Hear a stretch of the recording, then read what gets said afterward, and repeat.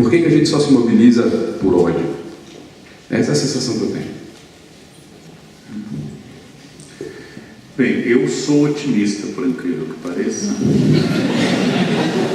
mas eu concordo com a teologia clássica escolástica que o poder do mal é muito forte. Eu acho, por exemplo, que os bons exemplos são contagiosos de forma lenta e os maus exemplos são contagiosos de forma epidêmica e rápida. É preciso ser otimista e cultivar até o sentido da palavra utopia, porque graças a esse lugar bom ou não lugar, eu posso criar a crítica ao lugar atual. É por ter em mente um Congresso Nacional muito bom que eu posso criticar o atual Congresso Nacional. Eu preciso constituir o que deliberadamente seria um tipo ideal para julgar as coisas. Quando eu critico desde um casamento até um texto, eu tenho na cabeça um ideal utópico do que seria um bom casamento, um bom texto. Então a utopia é um espaço da ação e o desânimo ou o pessimismo geralmente são argumentos conservadores de imobilidade. É preciso lembrar um axioma insuperável em história, o truísmo. Os homens fazem história, mas não fazem do jeito que gostariam. A frase não é minha, mas é de um homem que nasceu no que viria a ser a Alemanha. Essa ideia é fundamental. Os homens fazem história. Tudo que nós temos hoje como código de vestuário, regras de gênero, normas de alocução, regras de convívio social, são produções de sentido históricas. Nada é artificial, imposto por extraterrestres. Tudo é feito historicamente. Todas as instituições e valores são produzidos historicamente. É um escândalo sempre em público que não seja de profissionais universitários, quando você explica quando é que foi inventado o amor materno, que não existia antes. Muita gente fica abismada. Mas as mães não amavam os filhos? Não, não amavam. E isso foi uma invenção. O que não quer dizer que a minha mãe não me ame. Quer dizer apenas que o amor da minha mãe é marcado por uma construção histórica para a qual ela foi educada. E que eu aceito. E que é parte, inclusive, da minha estabilidade psíquica. Que houve no mundo uma pessoa que me amou, ao menos. Que foi minha mãe. Isso é parte da minha estabilidade psíquica. Ora, no momento que eu sou produtor de sentido e sentido histórico, e a minha influência desde a juventude sobre essa visão dessa liberdade impossível de ser elidida ou qualquer outro ataque a ela que é de influência sartriana, é de que nós estamos condenados a essa liberdade. Tudo muda a todo instante. Invoco aqui o Pantarrei de Heráclito. Mas muda exatamente porque as pessoas se destinam e querem isso. A primeira vez que eu vim a Portugal, logo após o grande terremoto de 1755, as ruas de Nazaré eram dominadas por senhoras de preto, baixas, atarracadas, melancólicas.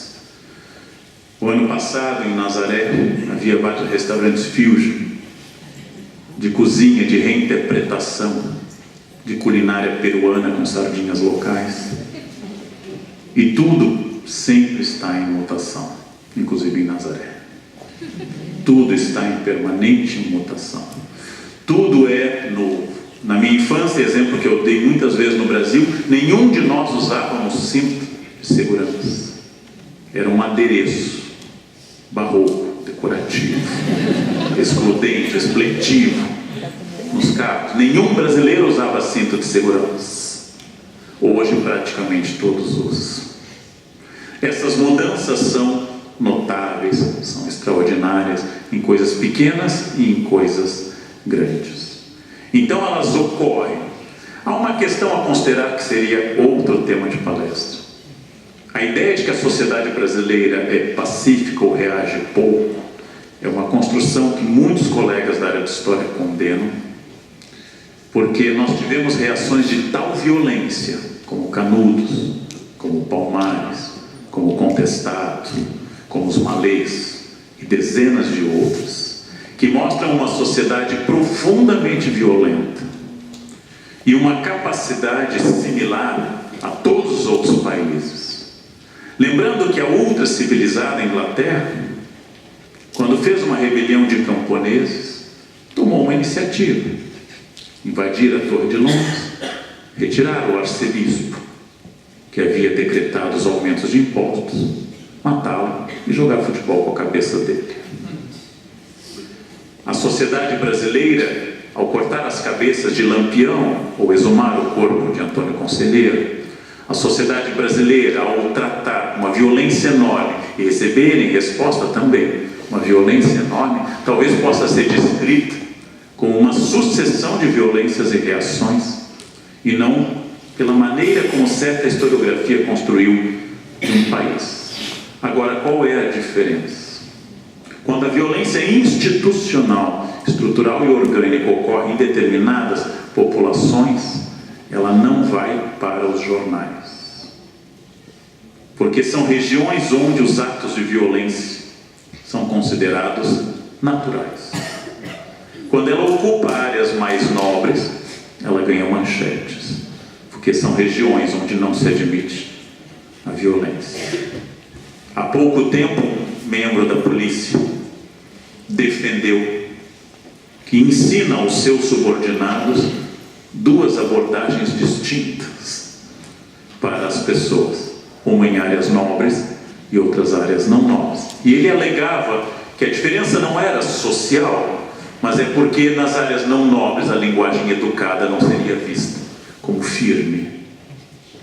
Ou seja, talvez nós sejamos uma sociedade muito mais violenta do que a gente supõe, muito mais agressiva do que a gente supõe, muito mais capaz de atrocidades do que a gente supõe.